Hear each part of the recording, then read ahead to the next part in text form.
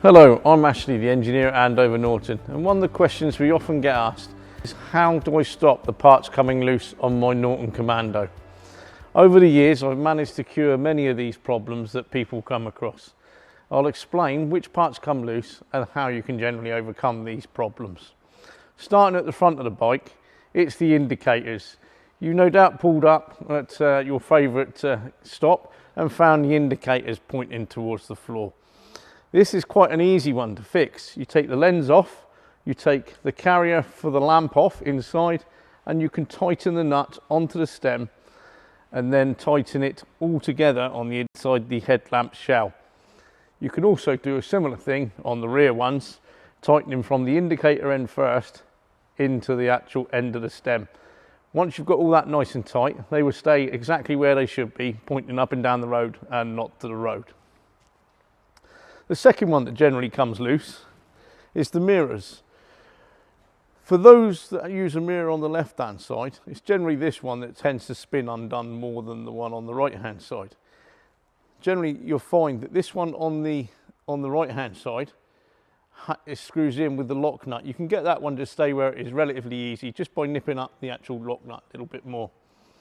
This one here is normally on a pinch mechanism, and you can fit that one and just nip up the pinch mechanism as well until they stop moving around or coming loose with a vibration. The next place that people tend to lose the odd nut are on the mountings for the petrol tank. The ones underneath at the front, they're designed just to hold the tank on. You do not need to physically do them up with hands like Garth until you pull the bosses out the bottom of the tank. Trust me, I've done it. And then normally you go to the garage and find out you've got leaking petrols because you've done them up too tight. The nuts at the front and the strap and the nuts at the rear are only there to keep your tank on the bike in the unhappy event of riding the bike upside down, which hopefully you don't do too often. Again, with those, the trick is to get them tight onto the nylock section of the nut, but tight enough to stop the big metal washer rattling. And the same at the back, just nip them up until they're on the actual nylock part of the nut and the strap is tight on the underside of the frame member. The next place people tend to have a lot of problem, and this is most probably the most common position, are the socket head cap screws on the carburetor just here. The inner ones tend to be the ones that loosen first because they're the hardest ones to get at with a cut-off Allen key. With those, I don't recommend using anything like the Loctite or anything like that. Just use the cap screws and the washers, but take your time and make sure that every time you insert the Allen key, it's properly in place before you push it over. And feel with your fingers which socket head cap screw you're doing. Some people have tightened one, checked, and gone to the other side and thought the other one's automatically tight when it's not been tight, and they've lost the cap screw. The next place are the float bowl screws and the carb body top screws on the carburetors. What I do with these, after suffering many times of these coming loose, I use new spring washers every time I undo them up. For the cost of the washers, it just makes sense. I just do them up nice and firmly with a screwdriver, and I've never had them come loose since. That's about the best way to do those. The other things that people tend to lose are the nuts on the exhaust mountings here. With those, these are just plain nuts with no nylock arrangement. What you can do with these is use a low strength Loctite. You don't need anything more than that.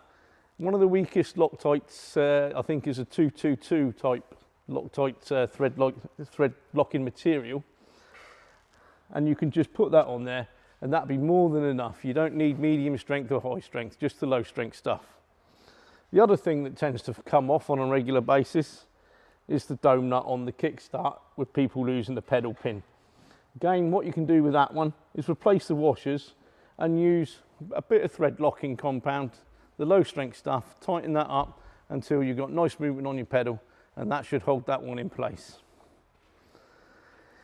The other places that people tend to have stuff come loose on the rear are the screws in the back of the actual plastic lens covers here at the back, and this nut here this screw here tends to come out of the special bolt, Again, likewise with these, it's just a case of doing them up and making sure you've got them tight enough so as not to crack the back of the actual cover, and likewise they're not going to come loose on their own.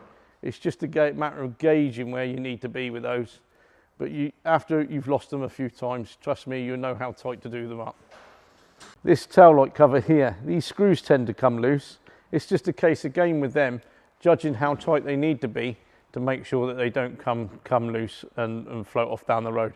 You tend to find that after you've done it a couple of times, you'll get those tight enough without damaging any of the plastic cover itself. Again, likewise, the indicators at the rear, these tend to come loose and again point down at the road. The other thing with these as well is these stems can snap. What a lot of people now do is put a shorter stem in its place, which prevents them from waggling so much with the vibration. That tends to work quite well, tidies up the back end as well. The other places you can have things come loose or even lose the item itself are the seat securing knobs. There should be no reason to lose these because there is a pin that goes through the actual securing knob that prevents them falling off. We do the pins and we also do a suitable punch to remove old pin and fit the new pin. Once that's fitted, you shouldn't be losing these. The other place, of course, and it's another one where it's most probably quite a common question, is the exhaust lock rings. Some people buy the actual tab washers. Now, I don't like those. One, because they rattle like mad if you don't fit them properly and they will damage the aluminium head. What I actually like are the brass lock rings. We do two versions. We do a plain brass one and we also do one that's chrome plated. With those, once you fit those, go out for a ride, 15-20 miles, get the engine red hot, come back home. When you stop, tighten them up with your C-spanner as tight as you get them. Don't be frightened to actually really pull on the C-spanner to get them nice and tight while the engine's hot. Some people don't do it because they're scared of getting them undone when the engine's cold. Trust me, putting the C-spanner on there and giving it a little tap with a lump hammer, they soon spin undone very easily. That concludes the parts that I know of and have had problems with in the past coming loose. This was probably not the complete list, but if you've got any other questions, feel free to ring myself at Andover Norton or Simon, or send a query in via the technical email which can be found on the website. Thank you very much.